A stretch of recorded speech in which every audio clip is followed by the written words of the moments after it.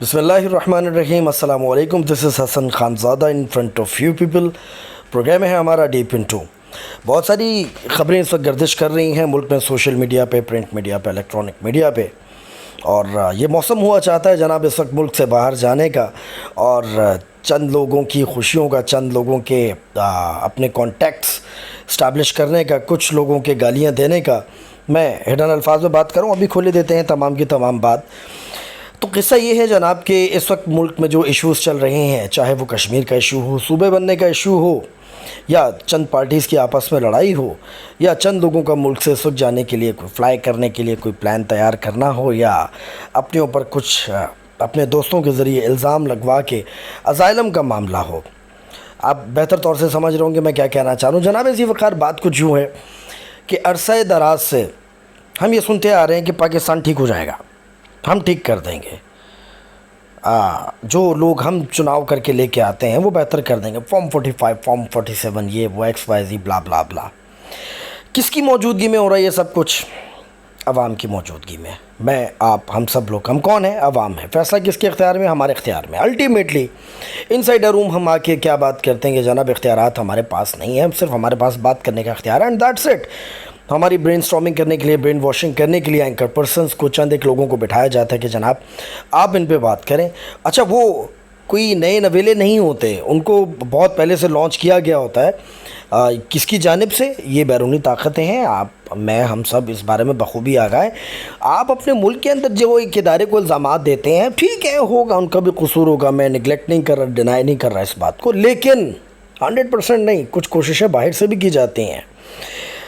हालिया दिनों में चंद एक बड़े अहमियत के हामिल लोग जो अपने आप को बड़ा एंकर पर्सन समझते थे, और नो डाउट एनालिस्ट, बड़े स्ट्रॉन्ग एनालिस्ट थे, बड़े अच्छे लोग थे, वो मुल्क छोड़ के जा चुके हैं। इस वक्त पैसे की ज़रूरत हर शख्स को है, और पैसा कमाने का आसान ज़रिया सोशल मीडिया है। सोशल मीडिया पे आप लोगों के दिल जीतें, हॉट टॉपिक सेलेक्ट करें, उनके बारे में बात करें और पैसा कमाएं। PTI, पाकिस्तान तहरीक इंसाफ, इमरान खान एक ऐसा हॉट टॉपिक था जिसकी बुनियाद पर लोगों ने, इमरान खान का साथ देने की बात नहीं कर रहा, इमरान खान और उनकी पार्टी के ज़रिए कमाई करने की मैं बात कर रहा हूँ।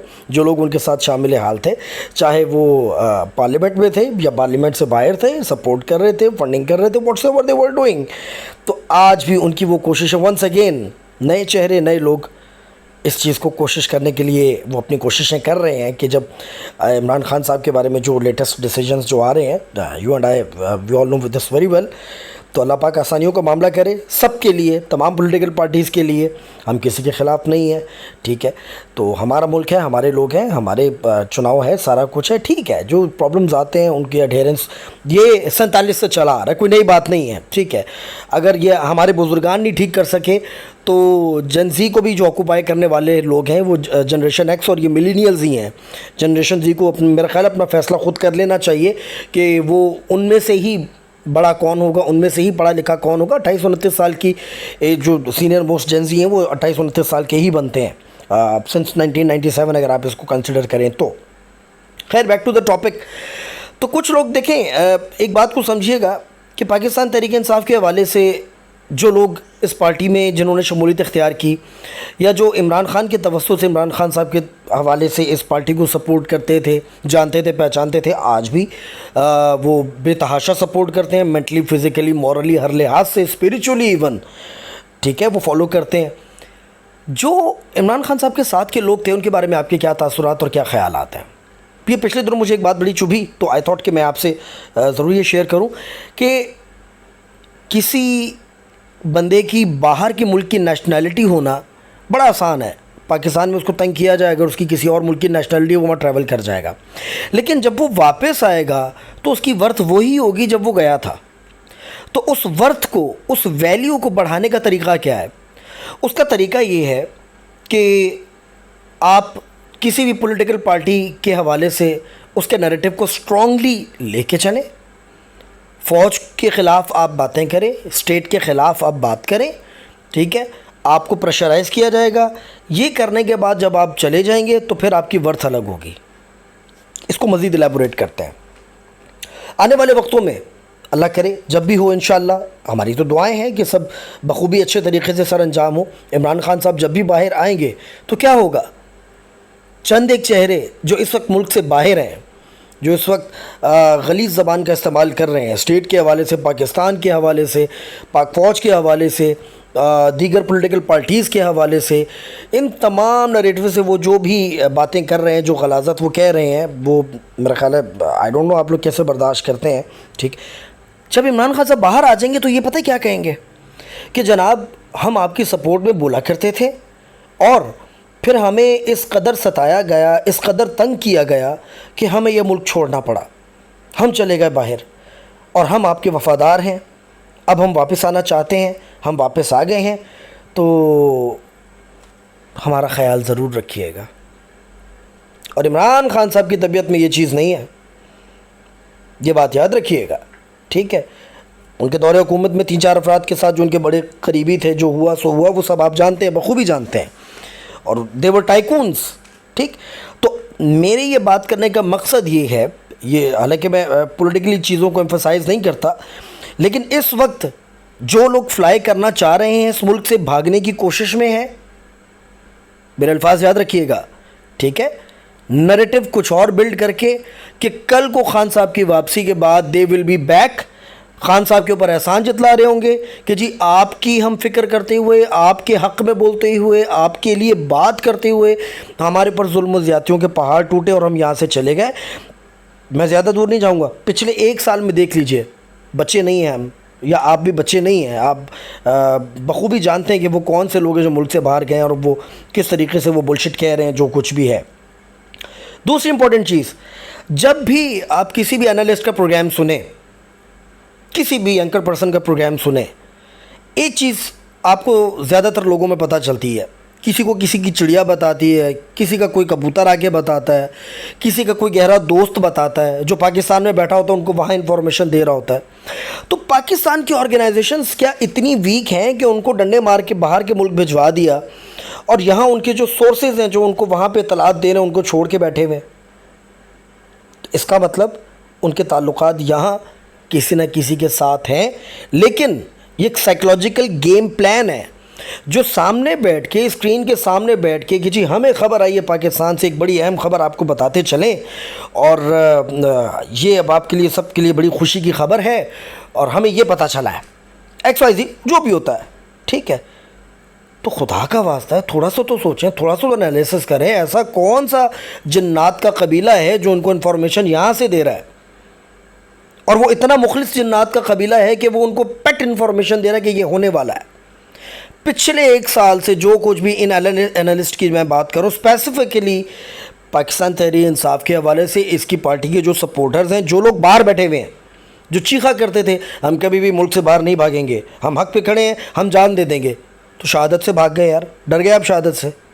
تو یا تو یہاں کھڑے ہوتے، خان صاحب کا ساتھ دیتے، اور جب خان صاحب کو ساتھ کی ضرورت پیش آئی تو چند ایک لوگوں کے علاوہ کوئی ان کے ساتھ موجود نہیں تھا. ٹھیک ہے، اور یہ جو باقی لوگ جو آج کلیم کرتے ہیں، یہی لوگ تھے جنہوں نے ہرزہ سرائی کی پاکستانی اداروں کے خلاف، پاک فوج کے خلاف، پاک فوج کے خلاف غلاظت بکنے میں، لوگوں کا ذہن خراب کرنے میں. جنگ ہوئی، سارا کچھ ہوا، اس جنگ کے دوران بھی ان کا مورال اپنی جگہ پہ ہی فکسڈ تھا. کل کو آپ کے ملک پہ حملہ ہوگا نا، فوج ہی سنبھالے گی. بلوچستان میں جو کچھ ہو رہا ہے وہ دوسرے صوبوں میں ٹریول نہیں ہونے دے رہی فوج. اب آپ کہیں گے جی خود کرا رہے ہیں، تو میرا پچھلا ویلاگ دیکھ لیجیے گا کہ یہ کون کروا رہا ہے. میں نے بڑی کیٹیگوریکلی بات کی ہے، بڑی کیٹیگوریکلی. تو ہم کوئی بچے نہیں ہیں جو چیزوں کو مزید اے بی سی کر کے ایلیبوریٹ کر کے مزید پڑھایا جائے. ماشاءاللہ دانشور، ہر گھر میں ایک بزرگ دانشور بیٹھا ہوا ہے جو بخوبی جانتا ہے، جو ہی اور she can give a debate of 2 hours. تو کہنے کا مقصد یہ ہے کہ whatever you have planned, جو بھی آپ کر رہے ہیں، ٹھیک ہے، it's very nice, it's very good, it's very pleasant, open your eyes. Gen Z کے حوالے سے لاسٹلی میں یہی میسیج دوں گا، specifically I am talking with you Gen Z, کہ آپ لوگ ملینیلز کے ہاتھوں میں یا جنریشن ایکس کے ہاتھوں میں نہ آئیں. اگر آپ کو آگے بڑھنے کا شوق ہے، you have to come, definitely آپ کا رائٹ ہے. ٹھیک ہے. جین زی صرف ایک کوئی حد تک وہ نہیں ہے, پاکستان کے ہر ڈپارٹمنٹ میں, ہر آرگنائزیشن میں, سول سیکٹر میں, گورنمنٹ سیکٹر میں 28-29 سال کے یہ لوگ بیٹھے ہوئے ہیں وہاں پہ. They are giving their services.